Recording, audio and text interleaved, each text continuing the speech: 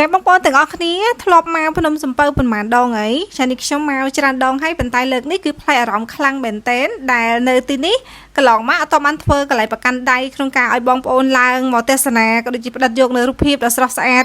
ពីរូបចម្លាក់ព្រះបដិមាករចាដែលកសាងនៅនឹងជាប់នឹងចង្កេះភ្នំផ្ទាល់តែម្ដងដែលបងប្អូនឃើញហើយគឺតាក់ទាញខ្លាំងមែនទែននៅទីនេះគឺការកសាងនៅព្រះបដិមាករនេះគឺសិតសឹងតែមានប្រវត្តិតាក់ទងទៅនឹងព្រះពោធិសត្វនឹងឯង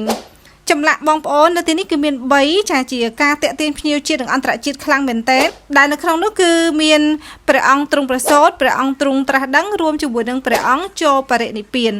ទាំងទស្សនីយភាពនេះបងប្អូនរួមជាមួយនឹងការកសាងកន្លែងអង្គុយលេងកន្លែងដើរកម្សាន្តនៅខាងលើនេះទៀតគឺមានភ្ញៀវជាតិនិងអន្តរជាតិមកច្រើនកកកខ្លាំងមែនទែនជាពិសេសថ្ងៃចុងសប្តាហ៍ឬក៏ថ្ងៃបុណ្យជាតិធំអីហ្នឹងគឺថាមកច្រើនកកកតែម្ដងបងប្អូនអញ្ចឹងថ្ងៃចុងសប្តាហ៍អត់ដឹងទៅណាក៏ភ្លេចណាមកទីនេះបងប្អូនចាមានកន្លែងញ៉ាំអីឆ្ងាញ់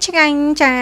មកសិក្សាអំពីប្រវត្តិសាស្ត្រផ្សេងក៏ដូចជាចាមកអង្គុយលេងដើម្បីស្រូបយកខ្យល់អាកាសហាត់ប្រាណអីក៏បានដែរនៅទីនេះបងប្អូនអើយចាគឺថាអារម្មណ៍ស្រស់ស្រាយសប្បាយរីករាយតែម្ដង